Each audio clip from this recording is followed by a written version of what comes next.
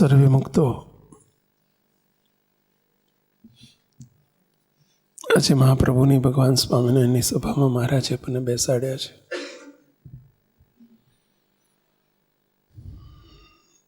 થોડું આપણે કોન્સન્ટ્રેટ થઈ જે વાત થાય એને આપણા જીવનમાં કંઈક લક્ષ્યાર્થ કરીએ, કંઈક જીવનમાં દ્રઢ કરીએ, જીવનમાં ઉતારીએ. વાતો માત્ર સાંભળવા માટે નથી હોતી, સમજી અને આપણા વર્તનમાં ઉતારવા માટે હોય છે. અને તો જ આપણું જીવન બદલાય. આપણે ત્યાં માથું દુખતું હોય તો ગોળી લઈએ છીએ અથવા બામ ચોપડીએ છીએ, પણ એ બામ અંદર જાય તો જ માથું ઉતરે. પહેલા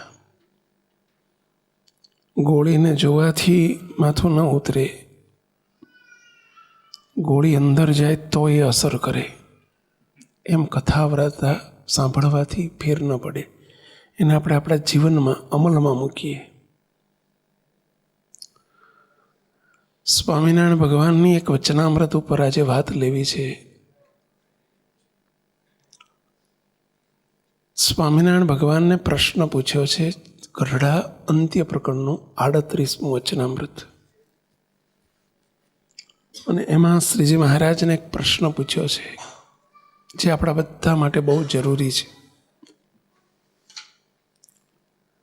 સ્વામિનારાયણ ભગવાન બોલ્યા, મહારાજને પેલો પ્રશ્ન પૂછ્યો કે હે મહારાજ, સદાય સુખી રહેવાનો ઉપાય શું છે?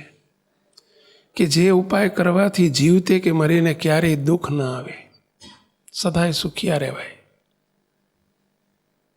આપણા બધાની આ ઈચ્છા હોય છે સુખી રહેવાની.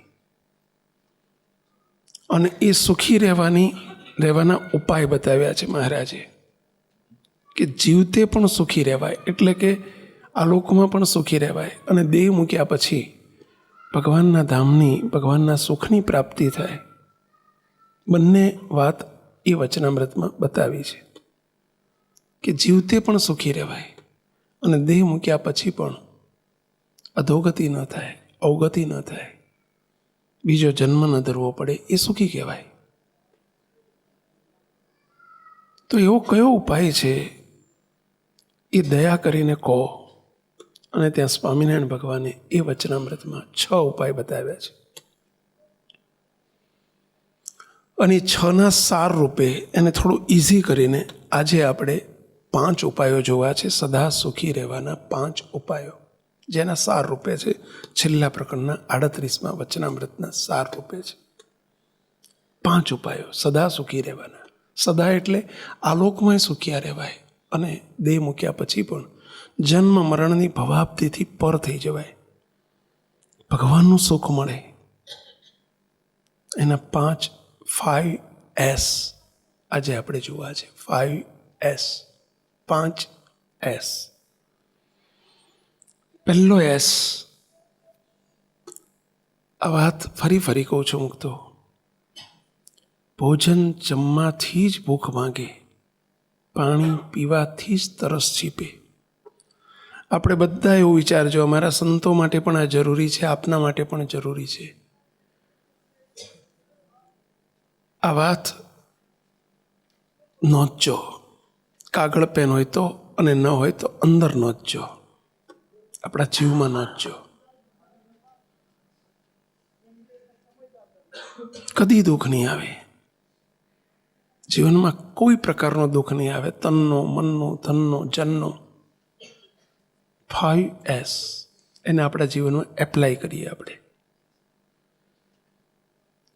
પહેલો S, સંતોષ. જેના જીવનમાં સંતોષ હોય, જેનું જીવન સંતોષી હોય, એના જીવનમાં ક્યારેય દુઃખ ન આવે.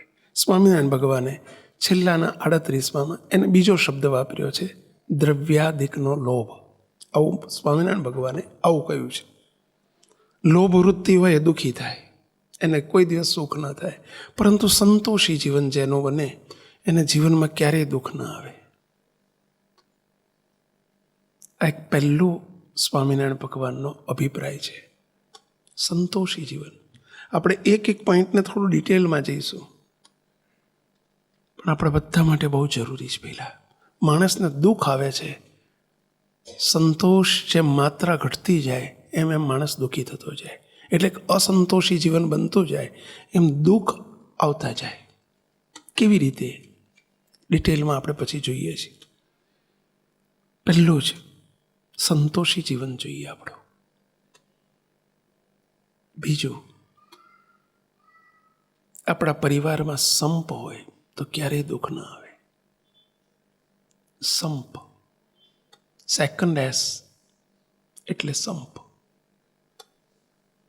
જે પરિવારમાં સંપ હશે ત્યાં સુખ જ હશે, અને જ્યાં કુસંપ હશે ત્યાં દુઃખ જ આવશે. સંપ જીવનમાં સુખી થવાનો મોટો ઉપાય છે. સંપ, આત્મીયતા, અરસપરસ એકબીજાની સાથે આત્મીયતા. સંપ. ત્રીજો ઉપાય છે સમજણ. સમજણ.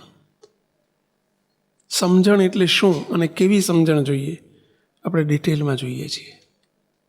સમજણ. જેને સમજણવાળું જીવન હોય એને દુઃખ લાગે જ નહીં. દુઃખ આવે તો એ દુઃખ લાગે જ નહીં. એના જીવનમાં સદા આનંદ આનંદ આનંદ વર્તે. સમજણ. ચોથું સત્સંગ. સત્સંગ. જેના જીવનમાં સત્સંગ હોય એને સદાય આનંદ વર્તે, સદાય સુખીઓ રહે. એમાં ડિટેલમાં આપણે જોઈએ છીએ. Last fifth one, fifth S, સત્પુરુષની કૃપા, સંત કૃપા. જેની ઉપર સંતની, સત્પુરુષની કૃપા હોય એના જીવનમાં હંમેશા સુખ જ હોય, કદી એને દુઃખ ના આવે. કયા 5 એસ કયા આપણે? 5 એસ. એક સંતોષ, સેકન્ડ સંપ, સમજણ, સત્સંગ અને સંત કૃપા, સત્પુરુષની કૃપા. સુખી થવાના બહુ જ શોર્ટકટ્સ છે અમુક તો. બધા સારનું સાર છે. કરોડોની સંપત્તિ હોય, બધું હોય, પણ જો આમાંથી કંઈક નહીં હોય તો માણસ દુઃખી થવાનો. જીવતે દુઃખ થાય, મરીને દુઃખ થાય, એવું શ્રીજી મહારાજ બોલ્યા છે વચનામૃતમાં. સ્વામિનારાયણ ભગવાન બોલ્યા છે. અને જેને એમાં 5 વસ્તુ, આ 5 વાના જેને સ્વીકારી લીધા, જેના જીવનમાં દ્રઢ થયા, એને કદી દુઃખ નહીં આવે, સદાય સુખીઓ રહેશે. જીવતે સુખી અને દેહ પડ્યા પછી એના માથે જન્મ મરણ નહીં હોય. પહેલું સંતોષ. જો આ બધું આપણને ખબર હોય છે, ઘણી વસ્તુ આપણે જાણીએ છીએ, પરંતુ સમયે ભૂલી જઈએ છીએ. સમયે આપણા જીવનમાં એપ્લાય નથી કરી શકતા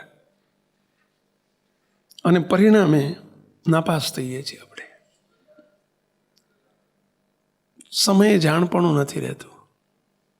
ખબર છે કે આ ના થાય, ખબર છે આવું ન કરાય, છતાં થઈ જાય છે, એટલે સમયે નાપાસ થઈ જઈએ છીએ આપણે. મુક્તો આપણે એ જોતા જજો જરા, આ વાત મારા માટે થાય છે એવું બધા આપણે વિચારજો. પહેલાં અહીં આપણે આવ્યા છીએ ભગવાનની સભામાં, કંઈક લેવા માટે આવ્યા છીએ, કંઈક જીવન બદલવા માટે આવ્યા છીએ, કંઈક આપણામાં ક્ષતિ ત્રુટી રહી જતી હોય તો એ નિવારવા માટે આવ્યા છીએ, કંઈક ભર્યા થવા માટે આવ્યા છીએ, આપણા જીવનની ખામીઓને દૂર કરવા માટે આવ્યા છીએ. તો આપણે આ વાત બધા માટે થાય છે એવું નહીં વિચારવાનું. શું વિચારવાનું? આ વાત ફક્ત મારા માટે થાય છે. આ વિચાર આપણે રાખજો કે જેથી આ વાત બાયપાસ ન થઈ જાય, બીજા ઉપર ન જતી રહે. આપણા માટે છે. પહેલું જ સંતોષ, તૃપ્તિ. શામાં સંતોષ? કઈ વાતમાં સંતોષ? આપણે જરા જોઈએ મુક્તો. સંતોષનો બીજો અર્થ થાય તૃપ્તિ, પૂર્ણપણું. જે મળ્યું છે, ભગવાને જે આપ્યું છે, આનો અર્થ એવો નથી કે મહત્વાકાંક્ષા નહીં રાખવી, પરંતુ માણસનો એક સ્વભાવ છે કે ગમે એટલું મળે તોય એને તૃપ્તિ નથી થતી અને પરિણામે માણસ દુઃખી થતો હોય છે. પહેલાંના જમાનામાં એક ભોજ રાજા હતા. આપણે ગુજરાતીમાં જે આપણે ગુજરાતથી આવીએ છીએ નામ તો સાંભળ્યું હશે. ભોજ રાજાની વાર્તાઓ આવતી. ભોજ રાજા હતા. એ ભોજ રાજાની પાસે રાજ હતું મોટું, પરંતુ એમની પાસે ચક્રવર્તી રાજ નહોતું. મોટું 50-50-100 રાજાઓ એમને હાથ નીચે, જે એમના હાથ નીચે બીજા રાજા હોય ને એ બધા ચક્રવર્તી રાજા કહેવાય, શહેનશાહ કહેવાય એને. એ રાજા હતા પણ ચક્રવર્તી શહેનશાહ નહોતા.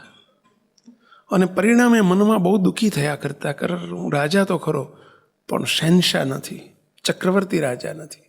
એના લીધે એ અસંતોષને લીધે દુઃખી દુઃખી દુઃખી દુઃખી દુઃખી થયા કરે, બહુ દુઃખી રહ્યા કરે. બધું હતું, સુખ હતી, સંપત્તિ હતી, રાજ હતું, બધું હતું, પણ છતાંય દુઃખી હતા. શાને લઈને? અસંતોષને લઈને. મારી પાસે છે પણ હું શહેનશાહ નથી, ચક્રવર્તી રાજ નથી મારી પાસે. એક દિવસ આ ભોજ રાજા છુપા વેશે ફરવા નીકળ્યા છે. પહેલાંના રાજાઓ છુપા વેશે નગરચર્યા કરવા માટે નીકળતા. એવું કહેવાતું કે મારી પ્રજા દુઃખી તો નથી ને એ જાણવા માટે પોતે સામાન્ય ડ્રેસમાં છુપા વેશે નીકળતા. અને એમાં ચાલતા ચાલતા ચાલતા જઈ રહ્યા છે, સાંજનો સમય છે. એક કઠિયારો લાકડા કાપીને બિચારો એનું ગુજરાન ચલવે એવો એક ગરીબ માણસ, કઠિયારો, લાકડાની ભારી બાંધીને ઊભો છે. રાહ જુએ છે કે કોઈ રસ્તા ઉપરથી નીકળે તો મને ભારી માથે ચડાવડાવે, એટલે કે માથે ઉપડાવે. એની રાહ જોઈને ઊભો છે.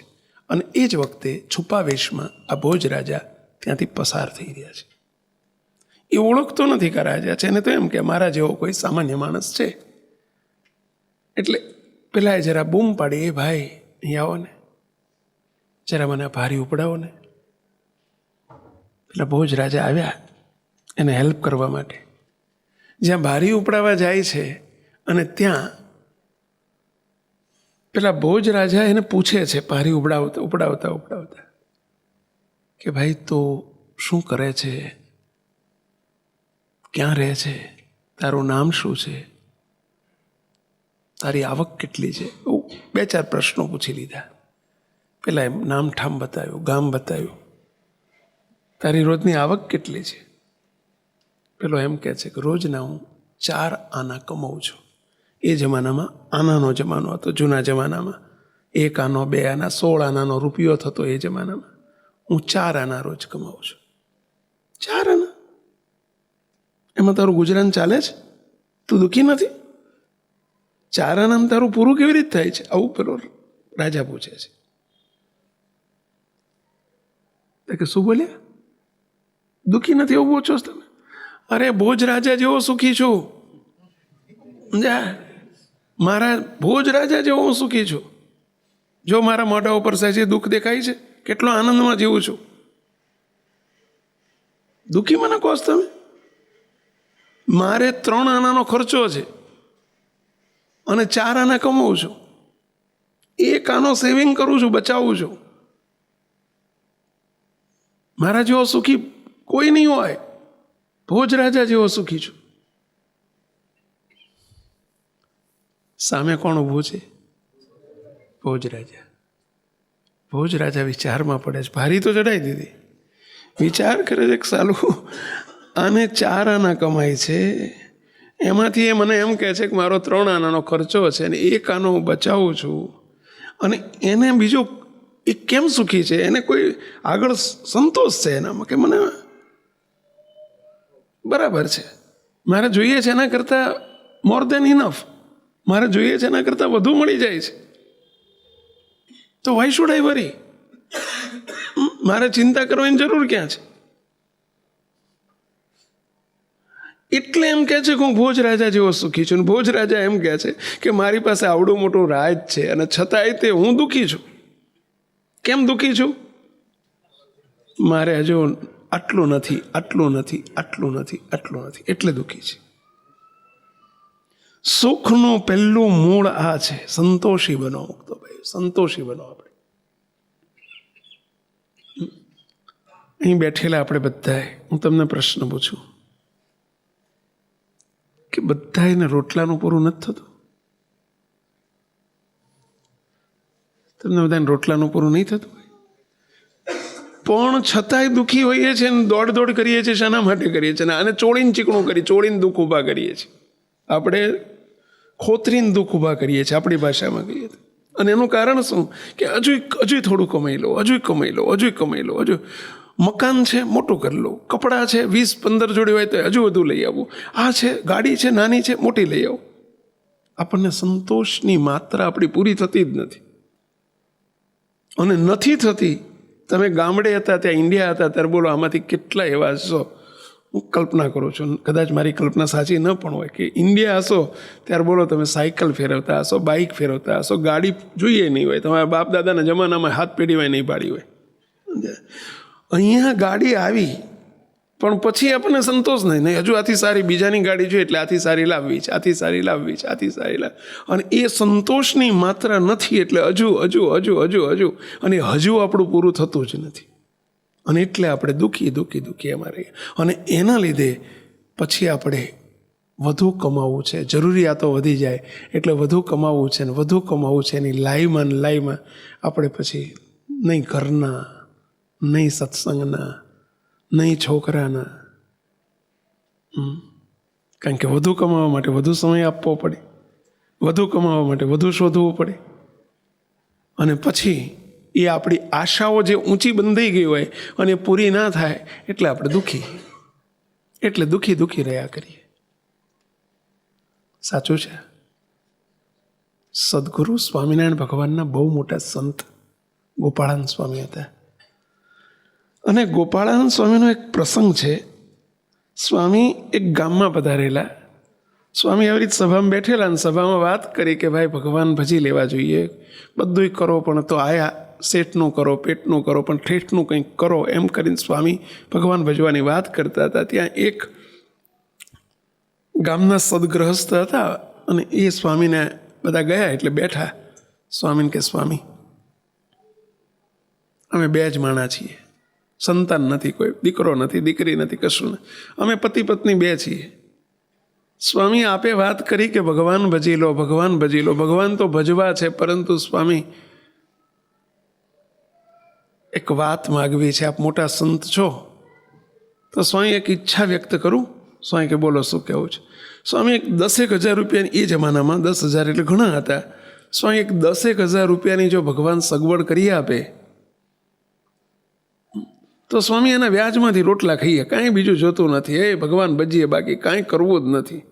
અમારે જોઈએ કેટલું 2 જણને 4 રોટલી મારે જોઈએ ને 4 રોટલી ઘરવાળાને જોઈએ, 8 રોટલી જોઈએ ને 200-250 ગ્રામ શાક જોઈએ, શાક રોટલી કરીને જલસા કરીએ. સ્વામી અમારે જોઈએ કેટલું? માટે 10,000ની વ્યવસ્થા થઈ જાય ને તો બહુ સરસ, ભગવાન જ ભજવા છે, કાંઈ કરવું નથી. સ્વામી કે 10,000 પચશે? જો તમે અત્યારે માગવા બેઠા છો અને હું છૂટથી આપવા બેઠો છું, માટે 10,000થી વધુ ઈચ્છા હોય તો કહી દો, તો અત્યારે પતી જશે. ભાઈ અહીંયાથી પછતાતા નહીં તમે. એટલે પેલા તરત સ્વામી એમ એવું પાછળથી નહીં આપો? ના, પાછળથી નહીં મળે, એક વખત માગી લો જે માગવું હોય. તો કે જો સ્વામી સાંભળો, તાર 10,000 નહીં પણ સ્વામી લાખ રૂપિયા હોય ને તો ઘણા. કે કેટલા વધી ગયા સ્વામી? પછી આખી જિંદગી મારે કોઈ દાડ સામું જોવાની માથાકૂટ નહીં, માગવું જ ના પડે. લાખ હોય તો ઘણા. કે સ્વામી કે લાખે પતશે? હજુ ઈચ્છા હોય તો બધું બોલી જાઓ, વાંધો નહીં.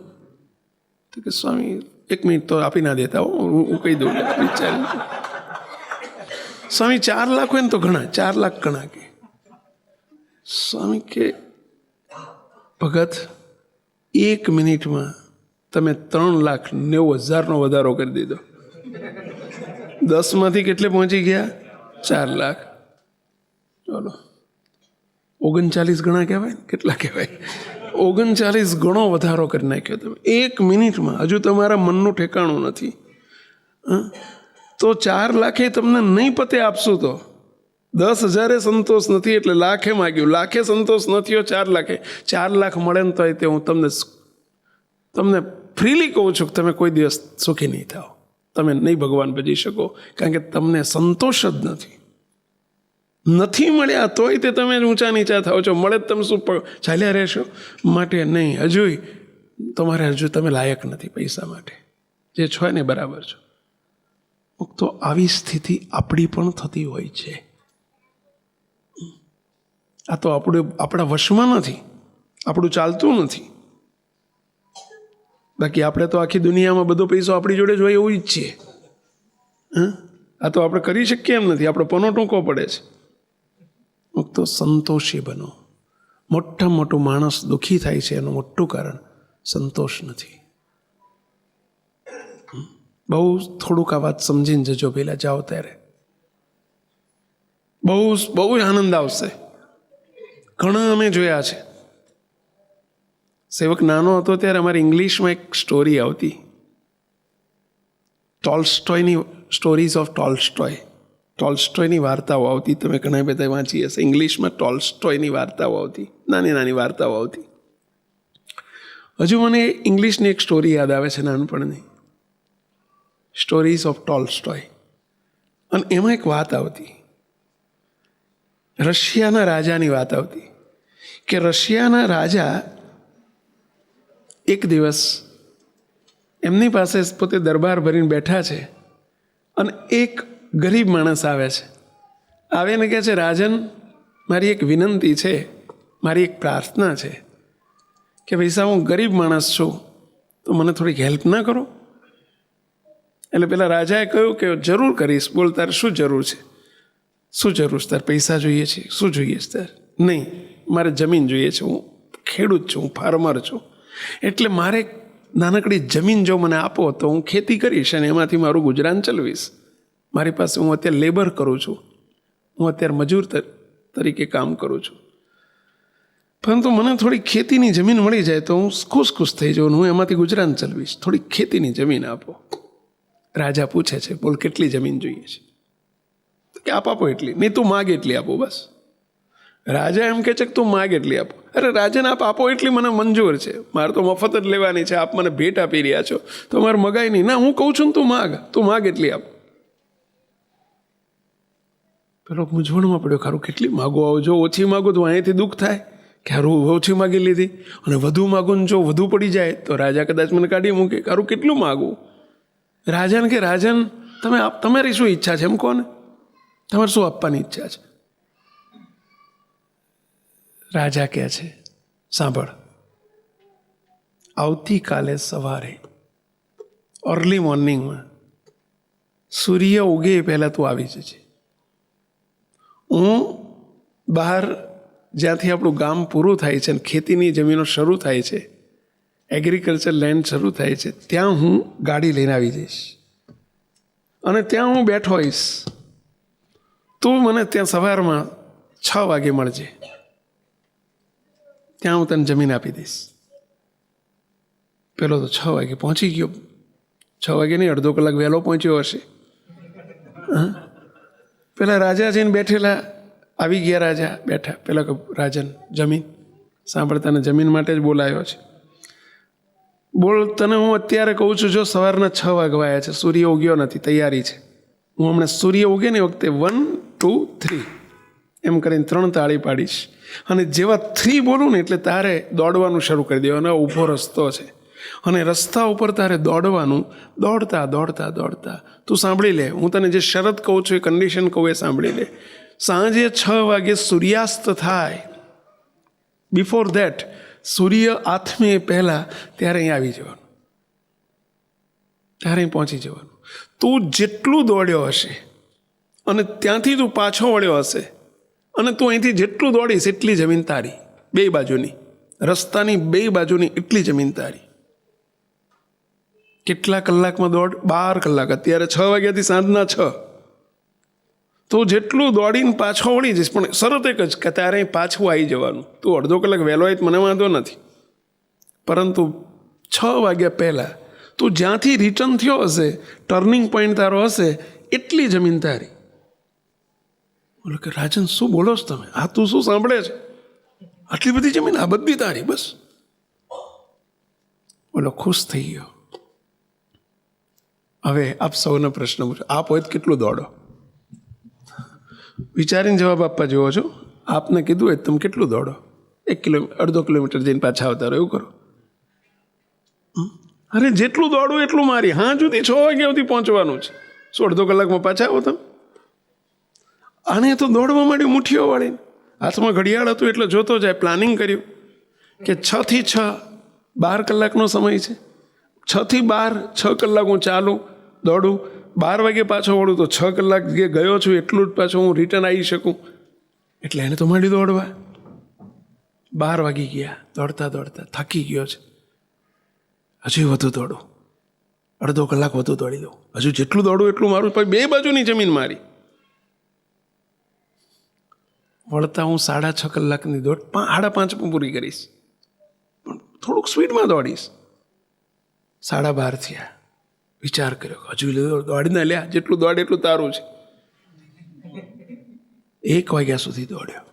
1 વાગે માંડ એને મનને મનાવીને પાછો વળ્યો, રિટર્ન થઈ ગયો. હવે 7 કલાકની દોડ 5 કલાકમાં પૂરી કરવાની હતી. શું કરવું પડે? એને સ્પીડ વધારવી પડે. જે સ્પીડમાં ગયો હવે એ કંઈ ધીમો ધીમો નહોતો ગયો, દોડતો જ ગયો હતો. પેલી આશામાં. કઈ આશામાં? હજુ જેટલું દોડું એટલું મારું, જેટલું દોડું એટલું મારું, જેટલું દોડું એટલું મારું. 1 વાગે માંડ મનને મનાવ્યું હશે હો. અને 5 કલાકમાં, હવે 7 કલાકની દોડ 5 કલાકમાં પૂરી કરવાની હતી. હાંફી ગયો. ડબલ સ્પીડમાં દોડવાનું હતું. જ્યાં રાજા બેઠા છે, સાંજે 6 વાગે રાજા જ્યાં બેઠા હતા ને ત્યાં બેઠા હતા ખુરશી નાખીને. અને જ્યાં પેલો દોડીને એકદમ આવ્યો તો ખરો, પણ આવતાની સાથે જ ત્યાં ભૂ દઈને પડ્યો લાંબો થઈને. રાજન હું આવી ગયો. આટલું બોલતા બોલતા પડી ગયો. અને પડ્યો એ પડ્યો, ફરીથી ઊભો થઈ જ ના શક્યો. ગયો એટલે ક્યાં ગયો? સમજી ગયા ને પેલા? ભગવાનના ઘેર. રાજા એટલું જ બોલ્યા, આને આટલી જ જરૂર હતી. આને જમીનની કેટલી જરૂર હતી? આટલી જ. એ રીતે આપણો હિન્દુ નહીં હોય એટલે. એ તો સળગાવવા માટે તેટલી જગ્યાની જરૂર નથી, આટલી જ જરૂર હતી. એના માટે કેટલું દોડ્યો. કેમ આવું થયું? કે હવે સુખી થયો કે દુઃખી થયો? કહો. આટલું લઈ લઉં, આટલું લઈ લઉં, આટલું લઈ લઉં. તો હાથે કરીને એને દુઃખ ઊભું કર્યું. સંતોષ માનીને 1 કલાક, 2 કલાક, 3 કલાકમાં પાછો આવતો રહ્યો તો આપણને તો કંઈ લાગુ પડતું નથી ને. આ બધું આપણને તો કશું લાગુ નથી પડતું ને. પહેલાં જો બહુ વિચારજો. માણસને દુઃખી થવાનું કારણ એક જ, આપણી આશાઓ અપેક્ષાઓ પછી પૂરી ના થાય ને એટલે દુઃખી થઈ જઈએ. એટલે દુઃખી થઈએ છીએ. ઓવર એક્સપેક્ટેશન આપણે એમાં જીવતા હોઈએ છીએ. ઓવર એક્સપેક્ટેશન, વધારે પડતી આશાઓમાં. અને એ આશાઓ પૂરી નથી થતી, એ જ અસંતોષ. એ જ અસંતોષ.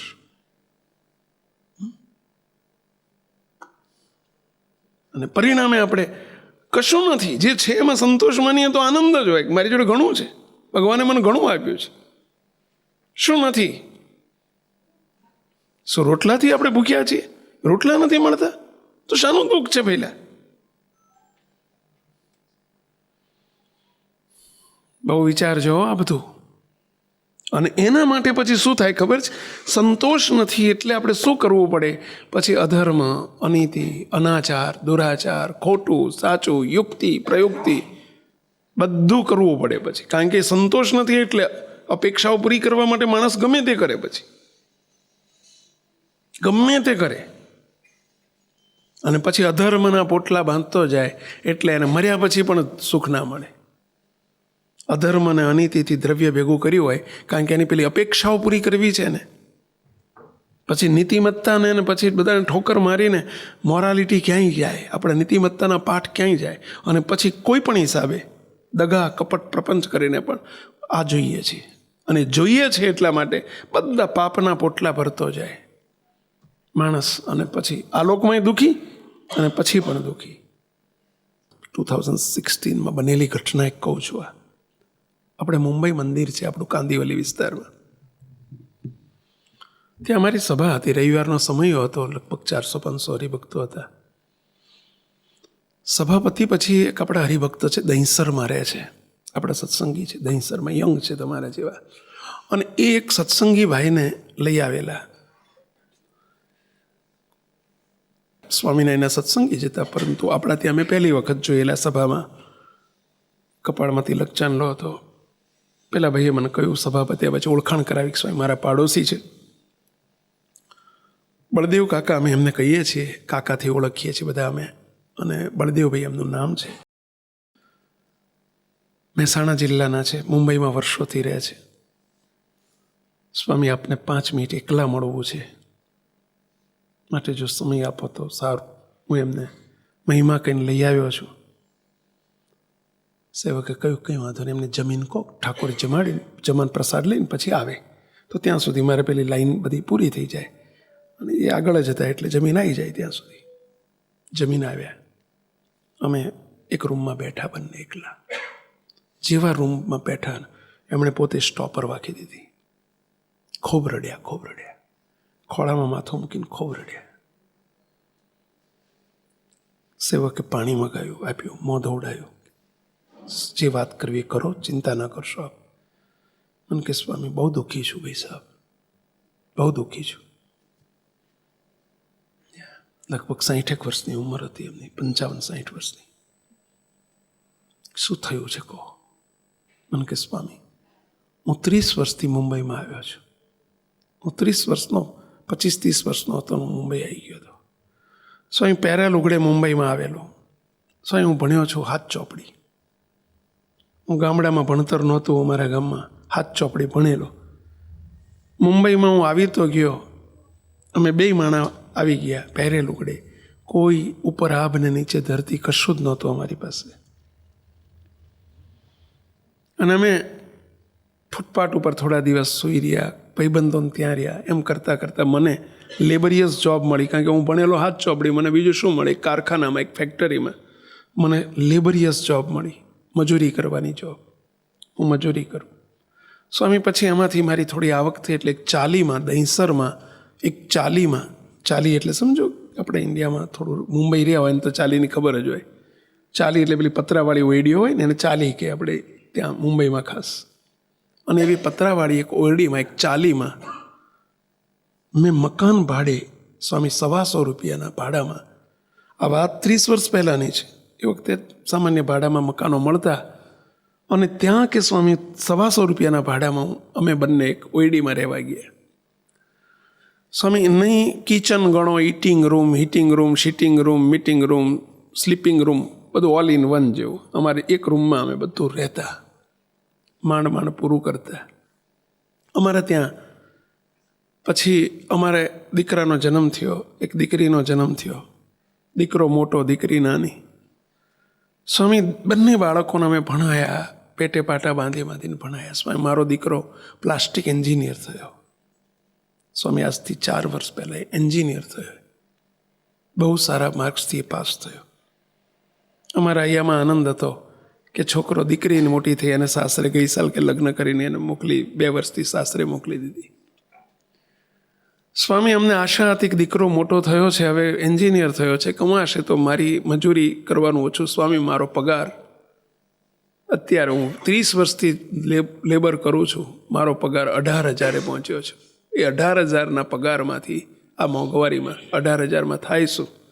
18,000ના પગારમાંથી સ્વામી અમે તાણી તૂસીને, હજુ અમારા ઘરમાં નહોતું આટલા વર્ષ, 30 વર્ષ પછી ઘરમાં નહોતું ફ્રીજ, ઘરમાં નહોતું એસી, તો હોય જ ક્યાંથી? કોઈ ફ્રીજ નહોતું સ્વામી, અમારા ઘરમાં ફ્રીજ નહીં હજુ. આવી રીતે અમે મોટા થયા, અમારા છોકરાઓને મોટા કર્યા. છોકરો ભણ્યા પછી એને જોબ મળી ગઈ, મહારાજની દયા થઈ. અમે સત્સંગી કે પહેલેથી, અને મહારાજની દયા થઈ કે છોકરાને, મારા દીકરો પરાગ એનું નામ, કે મારા દીકરા પરાગને સ્વામી જોબ મળી ગઈ. આ બળદેવભાઈ બધી વાત કરે છે કે સ્વામી એને જોબ મળી, પરંતુ એને વાપી જોબ મળી. વાપી હવે વાપી ગુજરાતની બોર્ડર ઉપર આવ્યું, મુંબઈ મહારાષ્ટ્રમાં કહેવાય. રોજ મારો દીકરો અહીંથી વાપી અપડાઉન કરે, મુંબઈથી દહીંસરથી રોજ વાપી અપડાઉન કરે. ટ્રેનમાં જે સવારે જાય, સાંજે ટ્રેનમાં પાછો આવે. સ્વામી 1.5 કલાક જતા થાય, 1.5 કલાક આવતા થાય ટ્રેનમાં. સવારના 7:30-8 વાગે નીકળે, રાત્રે 9 વાગે ઘેર આવે. સ્વામી પણ જોબ બહુ સારી હતી. એને પ્લાસ્ટિક કંપનીમાં, બહુ મોટી કંપનીમાં એને એન્જિનિયર તરીકે, પ્લાસ્ટિક એન્જિનિયર ભણેલો એટલે એને એન્જિનિયર તરીકે જોબ મળી. જોબમાં સ્વામી એને પહેલા જ મહિને સીધો જ 70,000 પગાર શરૂ થયો. 70,000ના પગારનું શરૂઆત થઈ. મહિને 70,000. અમારે તો જ્યારે એ નોકરીનું એપોઇન્ટમેન્ટ લેટર આવ્યો અને 70,000નો પગાર સાંભળ્યો, સ્વામી હું જિંદગી આખી 18,000 પહોંચેલો, 30 વર્ષની નોકરી પછી મારે 70,000 સાંભળ્યા એટલે અમારા ઘરમાં તે દિવસે લાપસી કંસાર થયો કે અમે લાપસીના આંધણ મૂક્યા અને અમે બધાએ લાપસી કરીને જમાડ. પેલા ગામડામાં તો પહેલાં તમે જાણતા હશો, લાપસી એટલે કંસાર કહેતા, લાપસી કહેતા. એ ગામડામાં સારી આઈટમ કહેવાય અને કંઈ ખારું બને તો પહેલી લાપસી જમે એટલે લાપસી ખાધી. એમ સ્વામી અહીંથી વાપી જાય પણ કે સ્વામી એને એની કંપની બહુ સારી હતી. બીજે વર્ષે 70ના 75 થયા, ત્રીજે વર્ષે 80 થયા, ચોથે વર્ષે 90,000 થયા. સ્વામી 3 વર્ષમાં એના 90,000 પગાર, 4 વર્ષમાં 90,000 પહોંચી ગયો. સ્વામી એનો પગાર સારો એટલે અમારે ઘર લીધું, અમે ફ્લેટ લીધો. લોન મળી, લોન લઈને અમે 35-36 લાખનો દહીંસરમાં ફ્લેટ લીધો. 20-25 લાખની લોન લીધી ને બીજો એના પગારમાંથી સેવિંગ કર્યું તો એમ કરીને કર્યું. એણે મને કહ્યું, પપ્પા હવે નોકરી છોડી દો, તમે બહુ મજૂરી કરી છે, તમે કામ છોડી દો. મેં કામ છોડી દીધું. સ્વામી અમારું ઘરનું ઘર થયું. અમે સ્વપ્નમાં યાદ ખ્યાલ નહોતો કે અમારું ઘરનું ઘર થશે. અમારું ઘરનું ઘર થયું. સ્વામી ઘરમાં એસી આવ્યું, ઘરમાં ફ્રીજ આવ્યું, ઘરમાં ફર્નિચર આવ્યું. અરે ગાડી લાવ્યો, છોકરો ગાડી લાવ્યો. કમાણી સારી હતી, 90,000ના પગારમાંથી સ્વામી અમે બધું આવ્યું. મહિને લોન લીધેલી 20-25 લાખની, તો એનો હપ્તો આવતો તો મહિને 50,000-40,000 હપ્તો આવે. તો અમને કંઈ તકલીફ નહોતી કારણ કે 90,000નો પગાર હતો, તો એમાંથી હપ્તોય ભરાતો હતો, બધું સરસ હતું. પણ મારો દીકરો સ્વામી એને એમ જ હતું કે મારે જલ્દી કરોડપતિ થવું છે, જલ્દી લખપતિ થવું છે. ફ્લેટમાં નહીં, મારે તો મોટા આલિશાન બંગલામાં રહેવા જવું છે અને મારા પપ્પાને મારે સુખી કરવા છે, મમ્મીને સુખી કરવા. એ આશામાં આ તૃષ્ણામાં વધતી ગઈ. એક દિવસ એવું બન્યું કે સ્વામી મારો પરાગ રોજ અપડાઉન કરે વાપીથી દહીંસર, મુંબઈથી વાપી. એમાં એની ટ્રેનમાં ઘણા બધા વાપી નોકરી કરવા જાય. એમાં એનો એક ભાઈબંધ, એને એક બે ભાઈબંધ થઈ ગયા. રોજ પેલું જવા આવવાનું હોય એક જ ટ્રેનમાં, મિત્રતા થઈ ગઈ. એક મિત્ર એક દિવસ એને પૂછ્યું કે પરાગ, તું જે કંપનીમાં જોબ કરે છે તારો પગાર શું છે? 90,000. એને સાચું કહી દીધું કે મારો પગાર 90,000 છે. 90,000 મહિને? 90,000 કે 90,000 એટલે તને ઓછો લાગે છે? મહિને 90,000? અરે પણ શું કેવું શું થાય? અરે તને રોજના 90,000 અપાવું, બોલ, રોજના 90,000 અપાવું. જો હું કહું એમ તું કરું તો રોજના 90,000? આ રોજના 90,000 શું કરવાનું? તારે તારી જોબ ચાલુ રાખવાની. હું તને રોજ દહીંસરથી તારી જોડે આવીશ, પણ દહીંસર સ્ટેશને હું તને એક એટેચી મળી જશે, બેગ મળી જશે. તારે વાપીમાં આપી દેવાની. કોઈ તને લેવા આવે ને એને આપી દેવાની. ત્યાંથી કોઈક દિવસ બેગ મળે તારે અહીં આપી દેવાની, સ્ટેશને ઉતરીને. આટલું જ તારે કરવાનું. જે દિવસે તું બેગ લઈ જઈશ અને લાવીશ, લઈ જવાના 90,000 ને લાવવાના 90,000. બોલ, તારા ઘેર પેકેટ રાતે પૈસાનું પડીકું આવી જશે, કવર આવી જશે.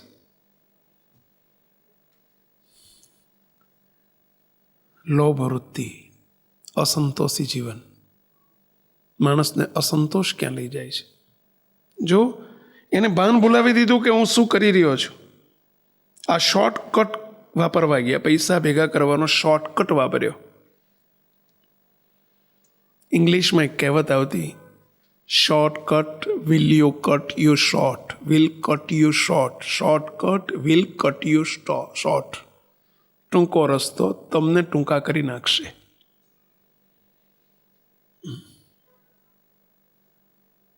એને ટૂંકો રસ્તો અપનાવ્યો. રોજ 90,000 કમાવાનો. હવે મહિને 90,000 મળતા હતા, એના બિયોન્ડ લિમિટ એને ધાર્યા કરતા એને ધાર્યું નહોતું. એની કેપેસિટી બહાર મળતા હતા. એને ધાર્યા નહોતા કોઈ દિવસ કે મને શરૂઆતમાં 3 વર્ષમાં 90,000નો પગાર થઈ જશે. ભગવાને આટલું આપ્યું, સંતોષ ન થયો અને શોર્ટકટ વાપરવા ગયો. 15 દિવસ, મહિના સુધી તો ચાલ્યું. રોજ 90,000 મળી જાય. મહિનામાં 15-20 લાખ રૂપિયા કમાયો.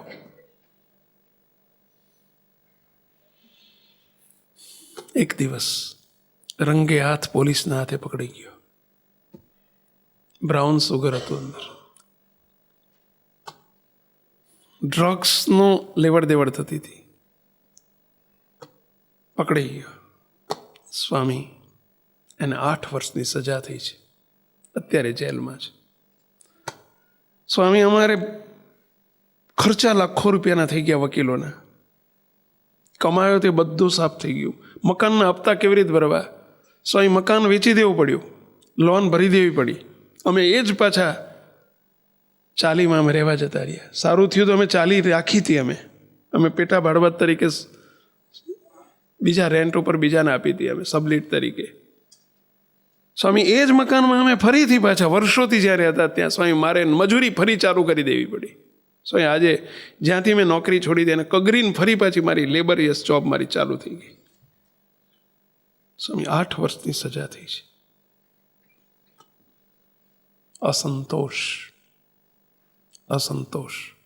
અસંતોષને લઈને માણસ શું કરે છે એ ખબર નથી પડતી મુક્તો. અને પરિણામે એમાં અસંતોષની માત્રામાં આગળ વધતો જ જાય, વ્યક્તિ વધતો જ જાય. અને પરિણામો કેવા આવે, અને પછી બીજો કોઈ વિકલ્પ નથી હોતો સહન કર્યા સિવાય. મુક્તો, આપણા જીવનમાં હું તમને આ માત્ર વાતો નથી કરતો. Please, I request to all of you, તમને બધાને 2 હાથ જોડી વિનંતી કરું છું, સંતોષી જીવન જીવતા શીખજો. મુક્તો, લોભને થોભ નથી હોતો. ભગવાને જે આપ્યું એમાં સંતોષ માનવો. બહુ લાંબા ન થવું. એને લીધે પછી ન તમે ઘરમાં સમય આપી શકો, ન પત્નીને સમય આપી શકો, ન ફેમિલીને આપી શકો, ન બાળકોને આપી શકો. અને પછી ઘરમાં એના લીધે ઝઘડા થાય, ટંટા થાય, પ્રશ્નો ઊભા થાય. ન તમે એકબીજાને પ્રેમ આપી શકો, નહીં વાલ આપી શકો, નહીં તમે એકબીજાની સાથે બેસી શકો. પૈસો, મની ઇઝ નોટ એવરીથિંગ. પૈસો બધું નથી પહેલાં. પૈસો બધું નથી. પૈસો સુખ નથી. પૈસો સુખ માટેનું એક સાધન છે. પૈસો સુખ નથી. શાના માટે પૈસો કમાવો છો તમે? જે પૈસો તમને સુખી ના થવા દે, જે પૈસો શાંતિ ના આવવા દે, તો એ પૈસાને કરવાનો શું? સેવક ઘણી વખત એક પ્રસંગ કહે છે કે ખેડૂતનો દીકરો હતો, અને ખેડૂતનો દીકરો, એને 25-30 વીઘા જમીન હતી, ગામડામાં રહે, અને ગામમાં એના બાપનું નામ મોટું, અને બહુ સદગ્રસ્ત તરીકે એના બાપાની વેલ્યુ હતી, બહુ પ્રેસ્ટીજ હતી ગામમાં. એ છોકરો મોટો થયો, એના ફાધર એક્સપાયર્ડ થઈ ગયા. છોકરો 25 વર્ષનો હતો, મહેનતુ હતો. રોજ સવારમાં 6 વાગે વહેલો ખેતરમાં જાય, વાડીમાં જાય, મહેનત કરે. બપોરે 12-1 વાગ્યા 2 વાગ્યા સુધી મહેનત કરે. 2 વાગે ઘેર આવે, જમીન પછી ઘરના આંગણામાં લીમડો હતો, લીમડાના ટાઢા છાંય હોઈ જાય. પેલો છોકરો 2 કલાક આરામ કરે. લાંબો થઈને સૂતો છે એક દિવસ રોજના ક્રમ પ્રમાણે, અને સરસ, તમે ગામડામાં લીમડાના છાંયા હોય ને, લીમડાનો પવન બહુ સરસ હોય, છાંયો ટાઢો હોય. લીમડો કડવો હોય પણ એનો છાંયો મીઠો હોય, એની હવાઈ મીઠી હોય. અને નીચે સૂતો હતો, અને એના ફાધર, એના પપ્પા, એના પિતાશ્રી અને એમના મિત્ર, એ અંકલ કહેતા, અને ગામના શેઠ હતા, ને એ ગાડી લઈને ત્યાંથી પસાર થયા. રસ્તા ઉપર ઘર. પેલા છોકરાને હુતેલો જોયો એટલે એમણે તો ગાડી ઊભી રાખીને નીચે ઉતર્યા. એકદમ નીચે ઉતરીને પેલા છોકરાને ગગલાઈને ઊભો કર્યો. ઊભો થા. અરે કાકા તમે? અરે શું કાકા કરે છે? હોઈ રહ્યો એટલે લાંબો થઈને ઊભો થા. અરે કાકા, પણ શું હું સૂતો છે, તમને શું વાંધો? અરે મૂરખ, આ જોવાની ઉંમર છે તારી, અત્યારે હોવાની ઉંમર છે તારી. કેટલા વર્ષ થયા તને? કે મને 25મું હાલે. 25 વર્ષે હોવાનું હોય? અરે મૂરખ, મહેનત કર. શું હોઈ રહ્યો લાંબો થઈને? અરે કાકા પણ સવારનો ગયો તો 6 વાગે, 2 વાગે હમણાં આવીને મેં ખાધું અને જમીન હૂતો છું ભાઈ સાહેબ, અને આખો દાડો હજી મહેનત કરવાની, થોડી વાર આરામ તો કરવા દો. અરે તું મહેનત કર. તો પણ મહેનત કરીને પછી શું મળે? અરે શું મળે? તારે કેટલી જમીન છે? તો કે મારે 25 વીઘા. 25 વીઘા નહીં, 50 વીઘા થાય, પછી 100 વીઘા થાય, 200 વીઘા થાય. મહેનત કરીશ તો પછી? અરે શું પછી કરે છે? પછી આ તો તું તો ત્યારે બળદને હળથી ખેતી કરે છે ને, ટ્રેક્ટરો લાવવાના.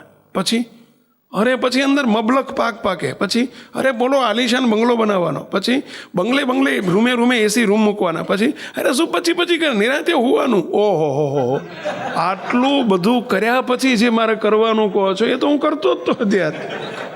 પછી અંતે તો નિરાંતે સુવાનું ને. હવે નિરાંતે તો હું તો જ તો. હવે આટલું બધું કરવામાં એક ચકૈડું ક્યાંક અવળું ફરી ગયું તો? આટલું બધું કરવામાં એક ચકૈડું એટલે સમજ્યા ને, એક પાસું ઊંધું વળી ગયું તો બધી મારી શાંતિ ને સુખ બધું છીનવાઈ જાય ને.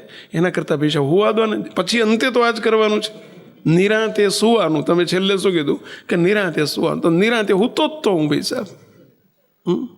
આટલું બધું કરીને જે કરવાનું છે હું કરું છું, કરવા દો ને. કેવું છે ભાઈઓ, એ પૈસો કમાવો છો, ધન કમાવો છો, સંપત્તિ કમાવો છો, નિરાંત માટે કમાવો છો.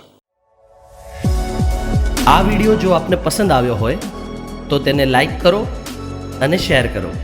અને હા, આવા જ લેટેસ્ટ વિડીયો મેળવવા માટે SMVS કથા ચેનલને સબસ્ક્રાઇબ કરવાનું અને બેલ આઇકોન પર ક્લિક કરવાનું ન ભૂલતા હો.